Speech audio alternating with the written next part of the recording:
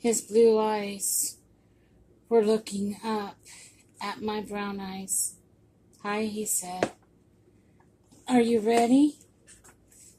I looked down at him and took his hand.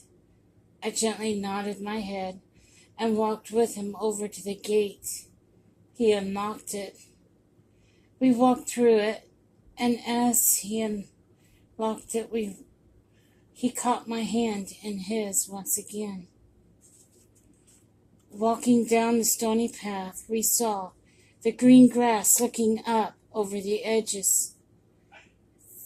The flowers were beautiful, and it just felt great being with my husband. "Thank you for always keeping me safe," I told him. He just looked at me and nodded. "It's a lot of work," he said. "I can't wait till you get here." I leaned over and gave him a kiss on the cheek and said, "Neither can I." We passed the same small pond with the frog on the lily pad. The flowers were bowing to it as if they were singing praises. The frog was croaking and the fish were jumping. It was beautiful.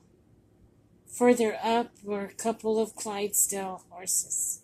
They were crystal white and sparkled like diamonds. They were so pretty and smooth. The hair on them were just beautiful. They looked wonderful. Pretty soon my husband signaled to them, and they pulled up with the carriage. "After you, sweetheart," I thought to myself in delight.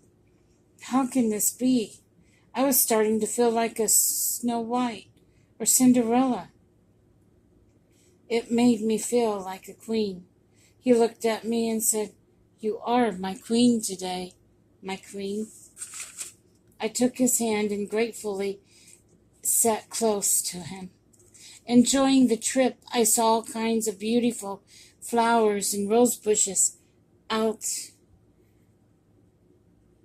the window. The couch I sat on was so soft it felt like a cloud and light as a feather. It made me want to snuggle in closer to my husband. "I miss you so much," I said, just listening to the sounds of their hoofs hitting the pavement. The clip-clop sounded almost like a Christmas carol. The carriage was white inside and velvet. It was so beautiful. It felt like the ride went on for 3 hours, but pretty soon it came to a stop. My husband said, "Today, you are my queen." I curtsied a little as they put a crown on me and robe. It looked so grand. I knew that today I would get the royal treatment. I went up the marble steps, through the beautiful door with the cross on it.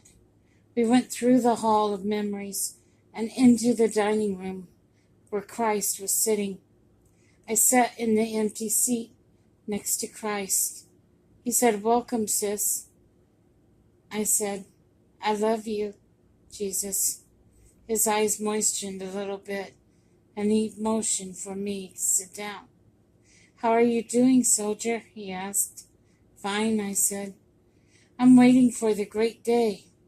He somewhat nodded and said, "So am I." Then he bent forward and drank his hot chocolate, and then exclaimed, "So am I. So am I." When taking my hand, once I had finished, my husband led me into another room. Its walls were full of tulips, tulips after tulips of all kinds. Instead of a campfire, there was a big candle in the middle. It was a beautiful, bright pink. It was great. I loved the flame from it. My husband handed me a fork with a marshmallow and a hot dog on it. One of those long forks. It was fun. We both roasted marshmallows and hot dogs. It went great with the hot chocolate I had. When we had finished, my husband put everything away. He reached out for my hand and gently helped me up. I stood up, taking the beauty in of the room for the first time. As I went, I miss you so much. His face came forward, and he kissed me a little bit and said, so do I.